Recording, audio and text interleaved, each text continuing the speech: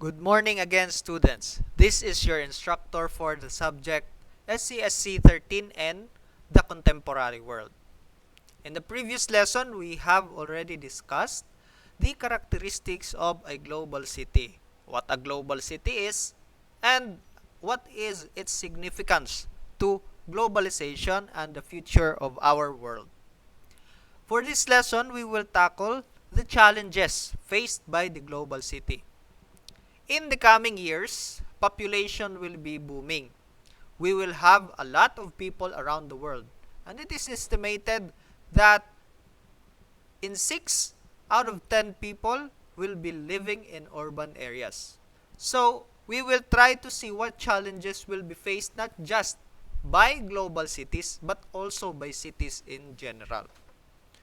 Again, I would like to ask for your undivided attention for this session so that we can have a successful lecture discussion.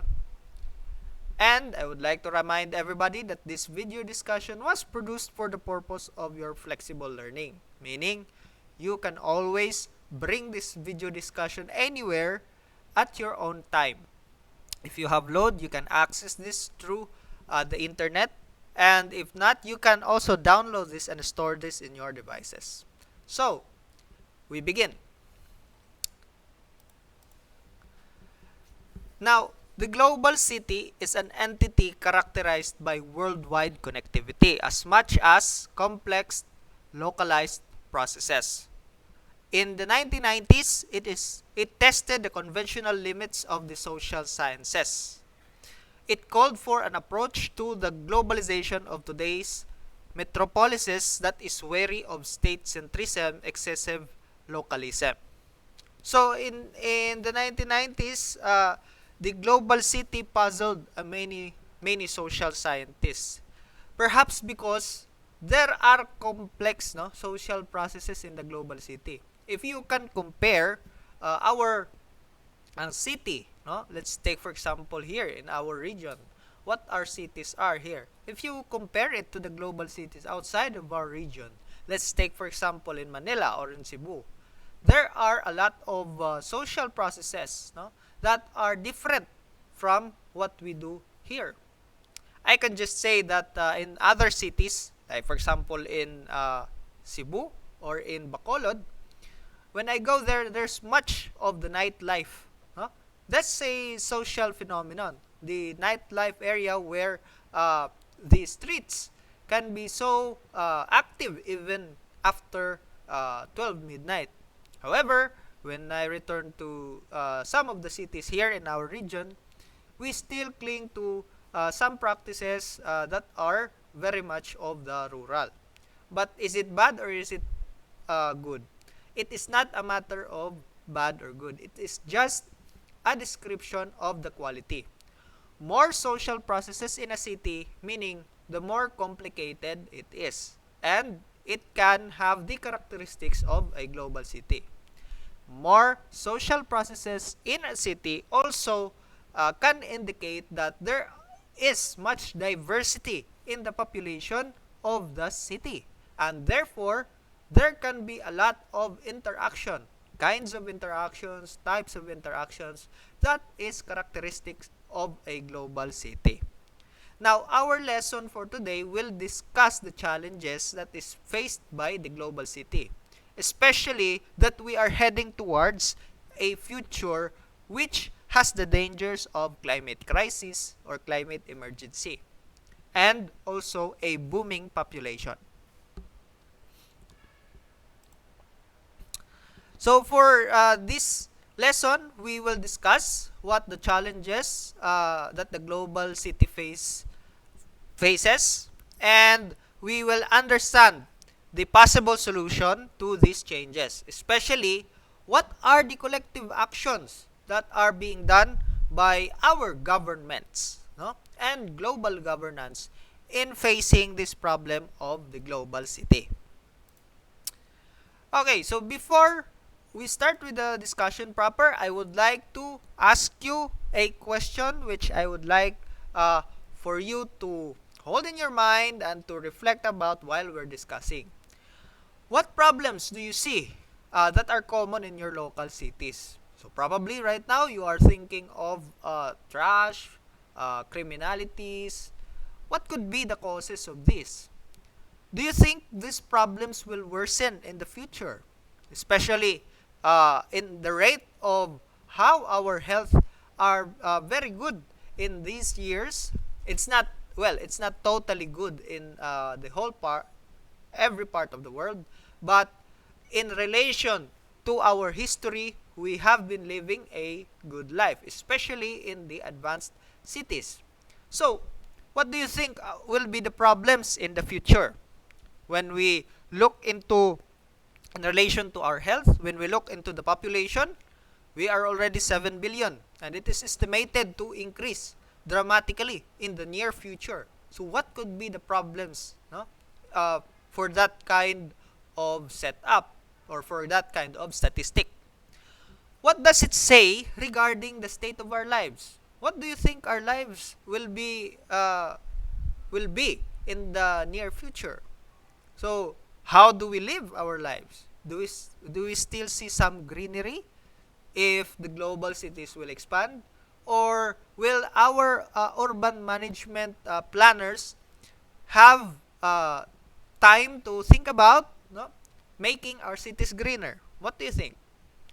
So I'd like to ask you those questions and let us see what is the state of our cities, especially our global cities right now.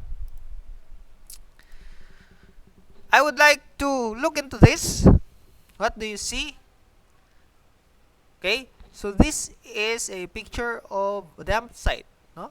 So you can see in the far region of the picture, no, farther, you can see the city. So I think one of the problems, well, it's reality that one of the biggest problems of a city or of a global city will be trash. So what does it say with the kind of lives that we are living? No? We are living a plastic kind of life. No? It's not just describing your other friends' plasticity, but it also describes how the food we eat, the products we consume are almost non-biodegradable, and it is harmful for the environment. In turn, with the increasing population, how do we manage the trash of the future? So these are questions that are very relevant when we're talking about global cities. The problem of trash. How about this one? What do you see in the picture? These are actually exhaust pipes from factories. So the more population, the better the city, the better the population health in our time. The more people in the cities, the more the need to produce many things, no, to supply our needs, especially with our kind of economic system and our time right now. So we see here the problem of population. In China, in the past years, there was a clamor for reducing carbon emissions because China was plagued with smog. No? And smog is a phenomenon where it's actually a product of air pollution. We can see there that, well, industrialization has its own negative effects. Another thing, we have a lot of trash and it plagues our beaches. So there's a lot of clamor for our recent setup, no? That our seas is not just warming, our atmosphere is not just warming, but there is very much a lot of trash in the sea. But there's also hope for that. I have seen a lot of documentaries where inventors and our scientists are inventing and forming new technologies in cleaning up our seas. Do you think we can control garbage in the sea? No? Does it stem up from societal problems, or does it say something on how our characters are? No? So these are also problems of a global city, because a city is composed of its population, and the population must live, must consume, and throw away garbage. So, do you think in the future we will still have this kind of problems? I would like you to ponder about that. Okay, so the world today is turning into a global village, as what we have discussed in our media and globalization. Marshall McLuhan coined the term global village, where the whole of the world, whatever culture you have, whatever race you are, whatever country you are in, you are now included in one village where you can see each other, you can experience the life of one another through media, communication, and the exchange of cultures. So the world now is shrinking. It's turning into just one village. So now it is more of a global city. Our world becomes a global city. Although there are still places which can be categorized as not a global city, but our world right now is turning into just one global city, meaning it is moving towards an industrialized kind of world. So what could happen in the future? No, how many greens can we see in the future? So what a global city is a place where half of the world's population lives, although under poor conditions, is much more economically productive.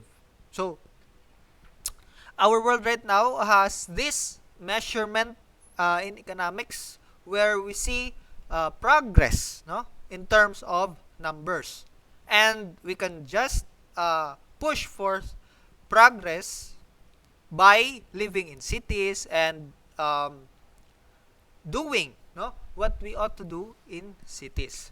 So the United Nations estimates that 55% of the global population lives in urban areas. And in the future, as I said, there will be 6 out of 10, no, people will be living in urban areas. So this is projected to rise even more as the years pass by. So you can just imagine the problems that it will cause, no? So if we're experiencing problems right now in our cities, how much more in the future where half of the world will live in concrete jungles. So more so as urbanization spreads up in Asian and African countries, the most significant challenges beset them. The Western world, the European countries, and the North Atlantic countries are already globalized, or they are already urbanized in a sense. We are looking now into the future of some Asian countries, especially in Southeast Asia, where poverty is also dramatically felt, and also in African countries who have experienced colonization from our European brothers and sisters. So, what could urbanization bring, no, to these areas? Further, global cities play a significant role in world's dynamics. In fact, in 2018, 70% of global GDP occurred in urban areas. These are the fundamental source of the world's wealth. However, it has its downsides. Tobias Zevi said that in urban areas there were social and economic inequalities and criminality. As I have asked you earlier, these are some of the problems that would really appear in a global city. What is social and economic inequalities? Meaning, the rich and the poor has really a wide gap. No, it is hard to be climbing up the social ladder when you're in a city. In fact, in other cities right now, it is so much hard to live. Just an example, in Manila, some of those people I know, my friends are there, and they really testify to how in Manila it is hard to survive when you're just living with one kind of job. They say that, to live permanently there, you have to, search for a lot of jobs. In Japan, in other very developed countries, they have these kinds of apartment where it's only one room, and the room is only 2 meters wide, 2 meters long, no? So it's just enough for a person. So those kinds of changes, no, in the living conditions are uh, an effect of the social inequality that we can see in the cities. We also have sometimes, well, the rise of criminality. Why should there be criminality in cities? It is because in the social sciences, uh, it is backed up by a lot of facts that some cities with the very high amount or high percentage of economic inequality, no, can have high percentage of criminality. So if the local government will not do anything about those, it will just keep on rising the criminality in cities. So inequality levels within cities are higher than those between towns and rural areas. No, in some situations there are exceptions, but in general, this is a fact that we face. No? Moreover, this is only one of the many challenges to social life that urbanization implicates. What is urbanization? It is the process of making our towns, our villages, or our territories into concrete cities, concrete jungles, no? As other scholars would say. So, what are the challenges of a global city? First and foremost, we have the environment. As you can see in this picture, we have there the process of uh, global warming. No? So what is the contribution of global cities here? Despite occupying only 2% of the total land, no? Cities waste 75% of energy and produce 60% of the world's greenhouse gas emissions. Well, I will just diverge into a little science here, no? So we have uh, in our cities a lot of carbon emissions, no? Especially in the cars, the usage of cars. Uh, in the developed world, they have the air conditioning units or AC units, no? In the past, when we had this issue of the ozone layer depletion, if you have if you remembered this issue, um, the ozone layer was thinning, especially in the part of Antarctica. It was very alarming because it would mean an increase, no, of the global heat going inside our sun, inside our Earth rather, from the sun. So that would mean the warming, no. But for our world right now, we have the greenhouse effect, no, where the chemicals uh, from our industrialized processes, no, from our cars, from the combustion of the engines, no, these machines emit certain very harmful gases, no, harmful in the sense that when it goes to the atmosphere, it blocks, no, the heat coming out from the earth. So meaning the heat is stored inside the air. That's the greenhouse effect. So the heat of the sun coming into the earth, when it reflects back, it cannot anymore entirely, go outside our atmosphere because there is a lot of these chemicals from our industrial processes that blocks this heat from coming out. So that's the greenhouse gas emissions. That's a problem with our global cities because 75% of the energy and produce 60% of the world's greenhouse gas emissions. So nevertheless, they are the best places. Our global cities are the best places to provide possible solutions. No? An example of this is C40, a network connecting 96 world's megacities, among them many European cities. They are committed to reaching the most ambitious goals of the Paris Agreement.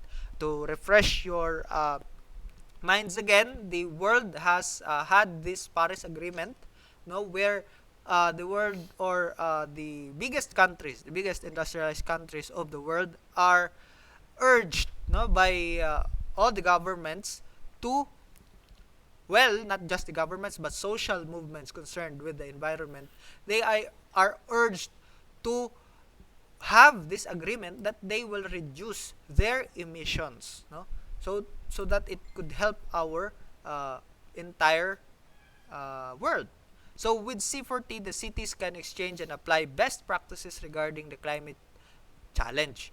They have already implemented successful programs involving air quality, transportation, energy, waste, and water. However, there are a lot of scientists right now, as you have remembered in the news, if you can remember in the news, you can hear about scientists protesting our a lot of the companies, no, which are the biggest producers of carbon dioxide and all those other harmful chemicals or gases which contributes to the warming of our earth, resulting in a climate change or climate crisis.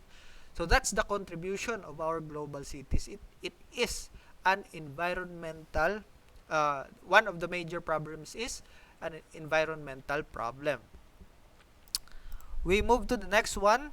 Well, in connection to the environmental problem, water, food, and energy are resources needed by cities to thrive. Now, urbanization reduces the availability of water catchment areas. Although agricultural productivity may boost and ensure efficient electricity transmission, many cities will struggle to provide resources to a growing urban population.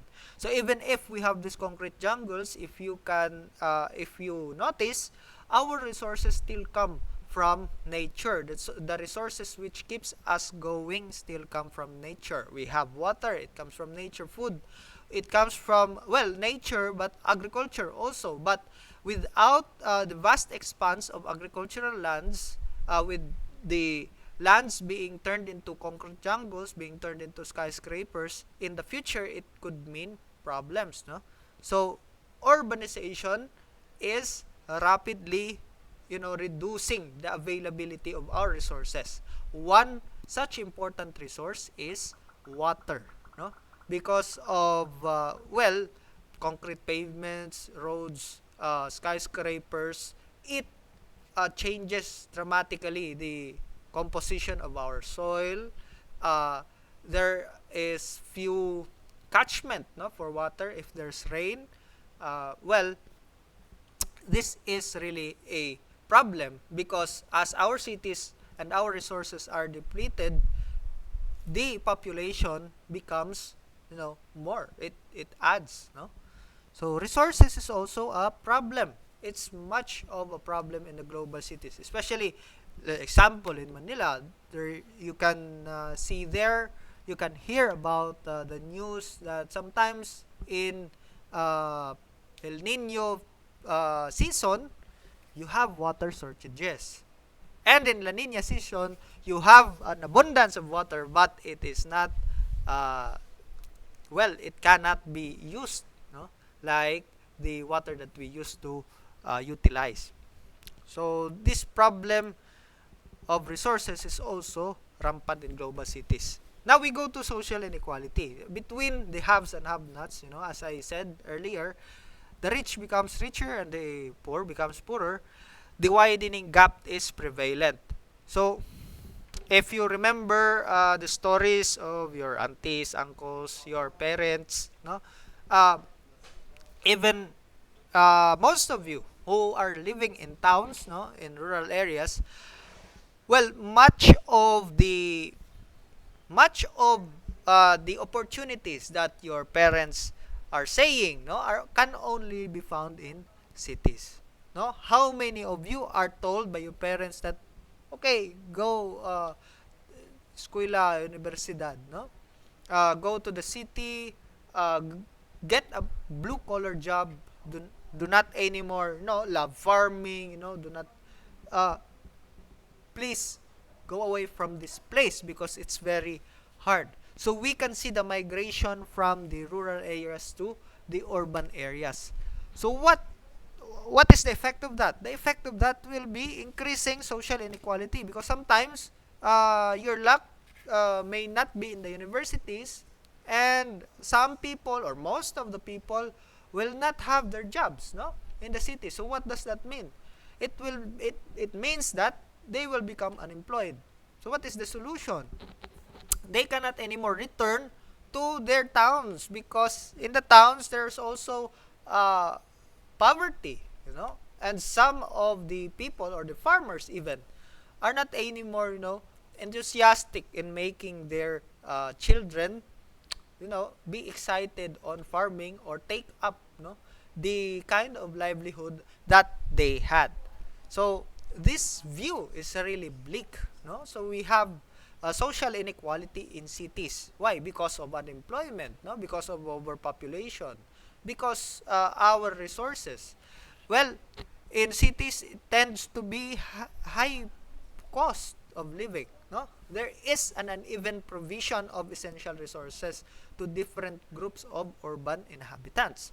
So hence, as the number of urban super-rich grows, as you can see, many cities will also see an increased number of urban poor, In the Philippines, not all cities in the Philippines have 100% successful people, So even in the NCR, you can only select cities with quality of life which can balance between progress and individual success. So the worst part of these inequalities remain unchecked. Many, which may cause the destabilization of society. So what is the danger of having these issues? We have destabilization. When the poor, there's still a danger, When the poor become agitated by these issues, it could be cause of destabilization. When you look at the news, when you listen to the news, especially in Manila, you can see, squatter areas being demolished, that uh, and the squatters themselves, or the urban poor or the settlers would fight back, So there will be disorder in our communities. The worst part uh, is this one, the destabilization and the shedding of blood. So policymakers must ensure that progress is for everyone. That's why it is very much important for our policymakers to be informed of the reality, And of course, our policymakers should be thinkers, not just, pretty faces. Okay. So much for that. Technology. In the development of cities, technology plays a significant role. Hence, the use of environmental technologies is helpful to all of us. For instance, vehicles may run on less polluting streets using cameras or sensors in the house, or senior citizens living alone can connect them to the community and can help in any way possible. What's the problem with this? Let's start with vehicles, So production of vehicles, because vehicles are needed by people, Production of vehicles can be detrimental to the environment. That's a challenge again to the environment. So how does technology become a challenge? Technology can also become a challenge when people are over-reliant with technology, One of the issues in technology would be the health and social issues. Right now, I can just give an example. In Japan, we have those hikokomori, people who just lives on their own. They have no social life. They can live only with their technology, But the problem really is the social structure and the social pressure outside, So with the increasing number of cities, we also have an increasing social pressure, So that's a problem also of technology. And if you have listened with our previous session, especially in media and globalization, we also have that problem of our senses being amputated. What do you mean by being amputated? We have this overwhelming connection to everybody. We have our world right now is very much connected. We're in a global village. We can connect with somebody from abroad or from the locality without much hardship because we have our technology. However, we have our senses dulled. We cannot anymore listen and focus for as much as we should, because the answer is there already, no? In answering your assignments, there's not anymore that much of reading, because you can already search for answers from the internet, right? So it's also detrimental to the personal development of people in cities. So technology can also be a challenge in global cities. So it also boils down, these problems that we have just stated also boils down to governance, no? With increasing population and increasing number of problems, we have a governance that is challenged, no? On all facets, on all aspects, on all fronts. So good governance is imperative. We need people with dedicated minds and a passion for serving the people. As the cities increase in size and populations become diverse, we need someone who can better lead a particular place. So for example, in our global cities, there could be a clash, no, of cultures, because global cities, as we have just discussed from the previous lesson, could mean diverse races, diverse kinds of people going into them, probably because of migration, because of the promise of development and success, no? So there will be a lot of people. For example, in Malaysia and Indonesia, well, they are places or countries with a vast amount of cultures, no? But in their cities, you can just imagine the diversity of the culture. Muslims, well, living alongside Hindus, no? That could be possible. And a Chinese dad could have a Chinese speaking dad. There's a lot of them in Malaysia, with his offspring who are so yeah, I was saying that in Malaysia you have diverse kinds of people, and tendency is these kinds of people have their own values, they have their own beliefs. Now, what if they clash, no? So just think about in India and in Pakistan, Muslim and Hindus couldn't stand each other, so it breeds conflict, no? So there is a need for the governance to be inclusive, no? There is a need for the governance to hear all these peoples, no? So to avoid conflicts. So it's a problem also of global cities. Governance could also mean that corruption could be rampant, because we know in global cities there is that high yield, no, of your profit, no? That's because they are global cities. It means that they have these incentives, they have this well, more money going into the cities because of the industrialization and the freer trade in these cities. So it would mean that temptation in governance, no, in the local governance of these cities, temptation could be a big factor in good governance, no? So it is important that our officials should be not partisan, no? So our officials should be inclusive and honest, accountable in their governance in our cities. So one other very very grave, no? Very na grave pa. Well, one other grave phenomena, no, which causes problems and is also a problem of global cities is migration.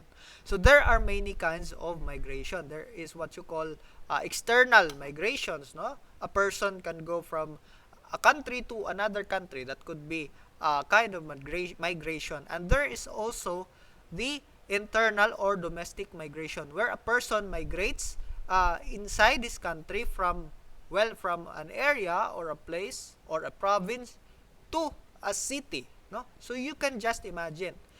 So in connection to migration, there are also wars, no, which can produce migration, which causes migration. So the phenomena of migration and the context of cities gives rise to economic discrepancies. Just imagine, no, we have migration in little amounts. But what if there are wars from another country, no?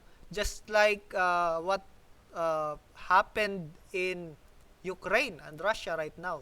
No, you can just think, no, about the lives of people from Ukraine migrating to, let's say, for example, Poland or Germany.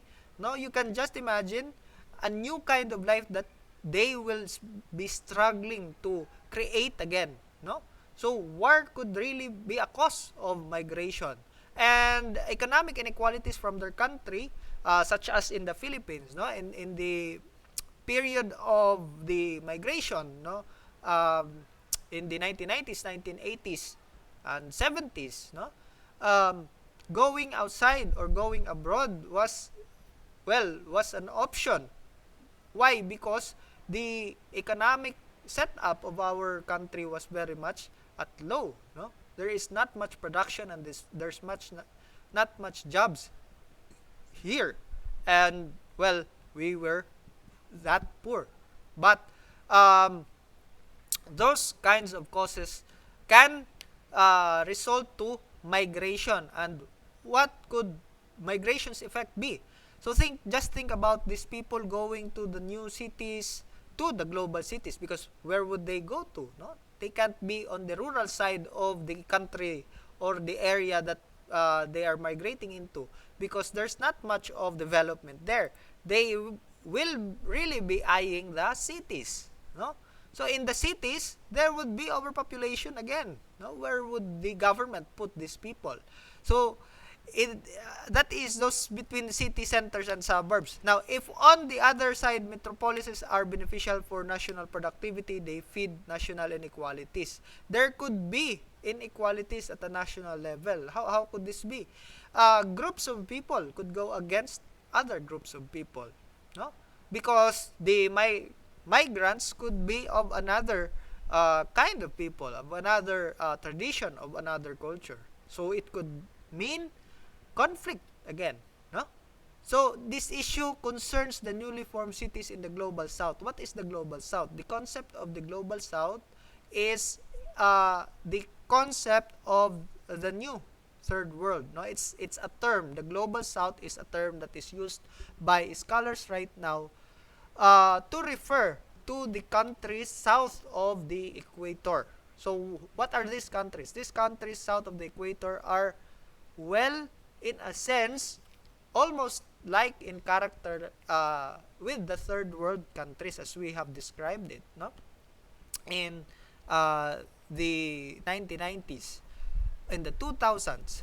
So our countries, such as those in Africa, those in Latin America, those in Southeast Asia, we are called the global south. So what are the characteristics of the countries in the global south? They are technically not that developed, right? So they have these problems, no? We still have these problems of poverty, and migration could put or add to those problems because of the the effects it will have to our cities. So what do you think? What could happen, no? So a joint report made by the European Commission's Joint Research Center and Eurofund has shown that more significant disparity has emerged between capital city regions and other regions over the last decades. So, well, you can still see here that people really would choose places to go to where they can envision a new future. So, what is our culture saying about that? Our culture is saying about that we can just find a new future in the cities. No? So it's that a problem. Migration is that complex of a problem, no? That is faced by global cities.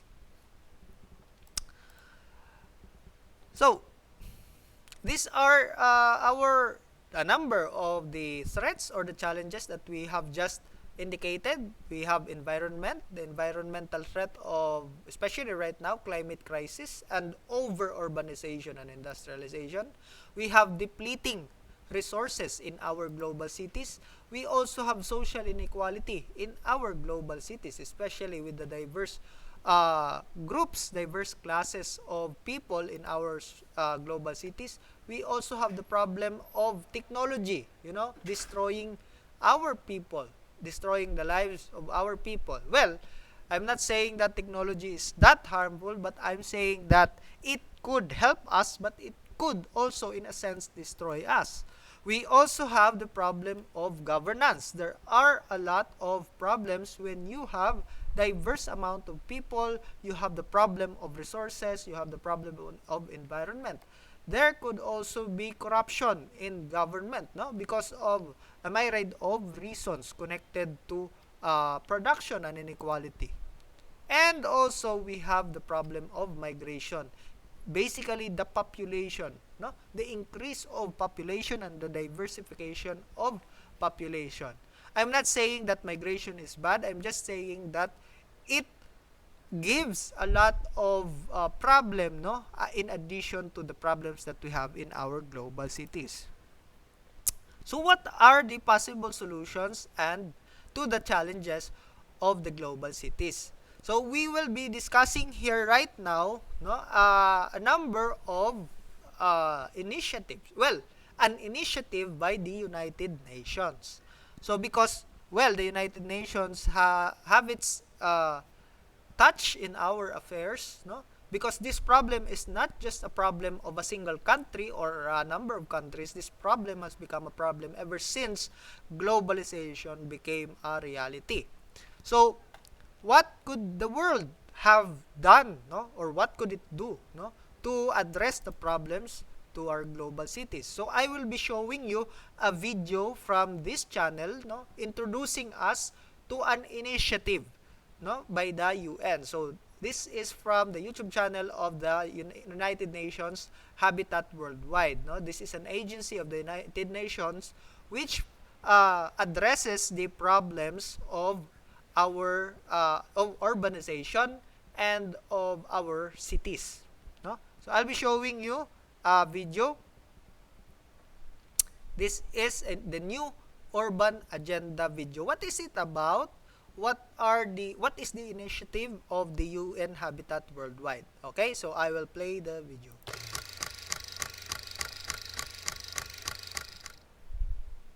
When you think about where you live, what do you think? Is it a big capital city, a large town, or a tiny village? It's remarkable to think that 6 out of every 10 people in the world are expected to live in urban areas by 2030, and there will be a lot more people then too. The experts call this urbanization, the gradual increase in the proportion of people living in urban areas. So the thing about urbanization is that we've sort of been led to think of it as a bad thing. And it's true that cities take up approximately 2% of total land, yet they consume 60% of global energy. They are also responsible for 70% of greenhouse gas emissions and contribute to 70% of global waste. Yuck. Throughout modern history, urbanization has been a major driver of development and poverty reduction. But it all happened a bit quickly, and we didn't really get control of it, allowing cities and towns to spread in a sort of random way, and that has come with huge challenges. This is called urban sprawl, by the way.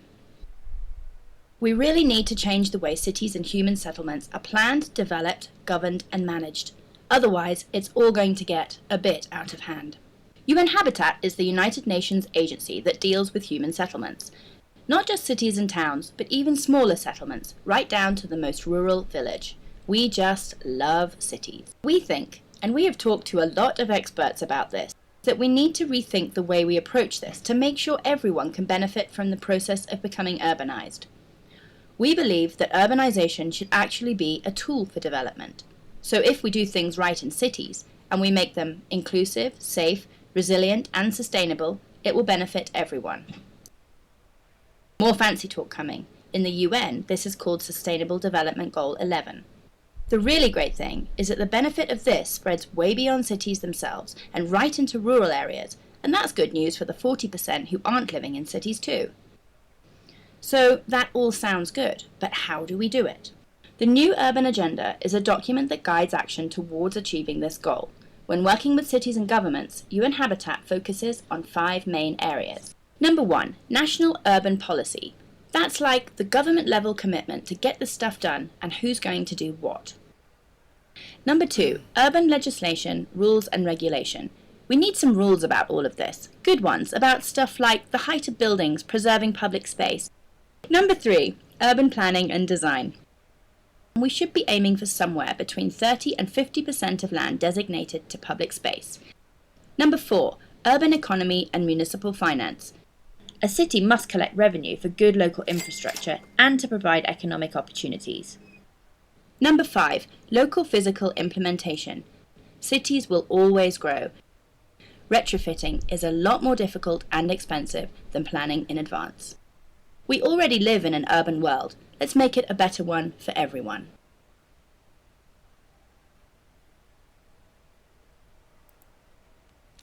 Okay, so that's the video, no? So there are a lot of, there are a number of steps that the UN Habitat have, implemented, no? So this is the new urban agenda.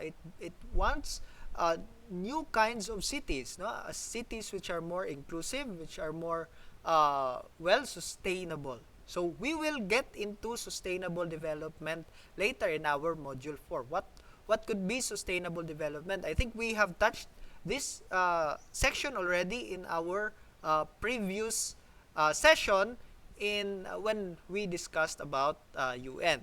Okay? So that's a video of what the new urban agenda is, no? So in 1976, the first UN Habitat Conference was held in Vancouver. Now this picture is already Habitat 3. So no, it's already the new, no? The new conference, no? But it was started in around the 1970s, no? This is an international debate that has begun. The debate outcomes were collected so in a series of 64 recommendations for national action and then an action plan. So basically they met, they also highlighted what they should do, and they did this. Now, since then, the summit is held every 20 years. So with the last meeting, 2016, Key to Habitat the third, leading to the adoption of the new urban agenda. Okay, so we have now what we call the new urban agenda. The new urban agenda represents a shared vision for a better and more sustainable future. One is that all people have equal rights and access to the benefits and opportunities that cities can offer. So basically, they embraced the idea that in the future, there would be, no, an increasing number of cities, no? So planning, as what the video said, planning ahead, is better. So that's one of the purposes of the new urban agenda. And the new urban agenda lays out standards and principles for the planning, construction, development, management, and improvement of urban areas. Just a little divergence, no, from this discussion. Well, it's not divergence technically. It just I would just like to say that when we are governing, no, in governance,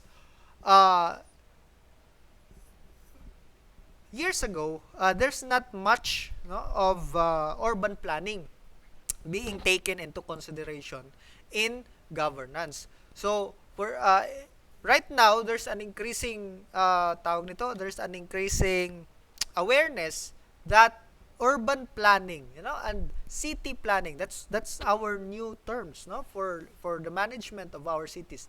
Urban planning, city planning has become more significant because the cities long ago, no, architects long ago, engineers long ago have planned their cities, no, in a way that was only, reciprocal to the development. They have planned only at a certain extent. They did not include the possibilities and the issues, of migration, of these problems that have sprung forth that we're experiencing right now in our cities. One example of that is in America. No? In America, they have planned their cities to have wide roads. no, to have these long, wide roads, very vast expanse of wide roads. The government built it, but then the problem was some of the states, the populations were very low, no, and these roads just become no empty. You know, they just were not utilizable, and some of the cities were even harmful because of the wide expanse of roads. No, it's hard to cross. No, and the planning of the centers where the centers of economics, of commerce, were not in attune with the planning of where the people should be placed, no, because if you can just imagine, no, in a city would not be very appealing, no, if let's say for example the residential areas would be next immediately to the factory. It's not like that, you know, when you are making a city, when you are establishing a city. So right now, urban planning and city planning has been a significant, no, change in how governance is done. So, in the new urban agenda, another milestone was achieved in 2015. That is the 2030 Agenda for Sustainable Development. Again, we will discuss sustainable development in our module 4 in lesson 4.1, whose 11th goal, so one of the goals of sustainable development, is oriented explicitly towards cities, to make cities and human settlements inclusive, safe, resilient, and sustainable. Okay? So this is just one, no, of the global initiative, no, to alleviate the problems or address the problems of global cities. So again, I will be showing you, no, the what is the recommitment, no, the recommitment of the conference, no, that we have of the UN Habitat. What is the recommitment, no, because we have now the Habitat 3, no. So what is the recommitment of the UN Habitat to its, you know, address or to its response to the problem of global cities? This is a video that I will show you that shows the recent, no, development of how the UN Habitat or the United Nations as a whole would like to respond to the problems of global cities and settlements. So,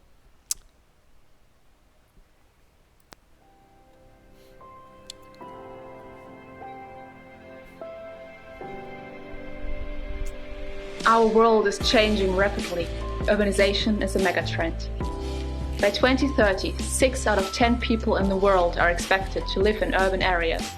Cities take up 2% of the land, yet consume 60% of energy.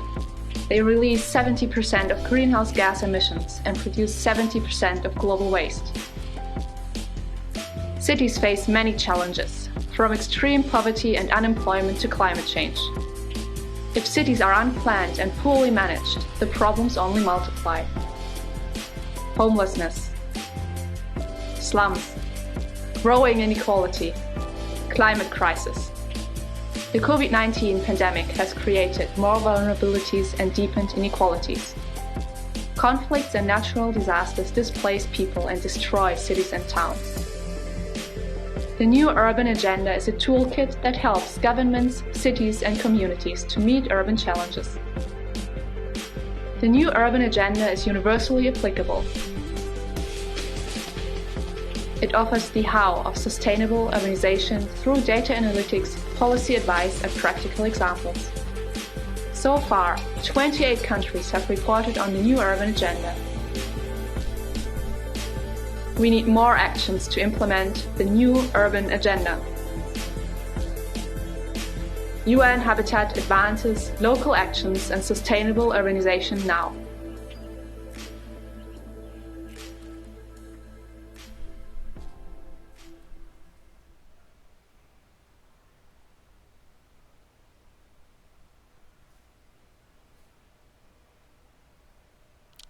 okay, so the video has now the video from the UN Habitat worldwide, okay, from YouTube. I would just like to remind everybody, it's not my video, okay, it's their video.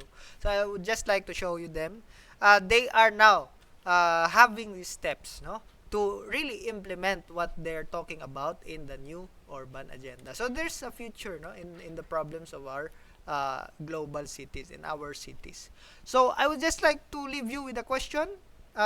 These are the initiatives of our of the global government. How about for the person? No, what could we do as persons? No, to address not just the issue of our cities, but also the issue of climate crisis, environment, social inequality. What could we do as persons? I ask you that, and I would like you to reflect on that. Okay. So, in summary, we have identified the significant challenges of the global city. We also have discussed possible solutions to the problems of the global city. No, and in addition, we also did watch the videos, no, pertaining to the new urban agenda. So these are my references, no, and also I would like to highlight that the videos that I found I lifted from the UN Habitat worldwide, okay, in YouTube.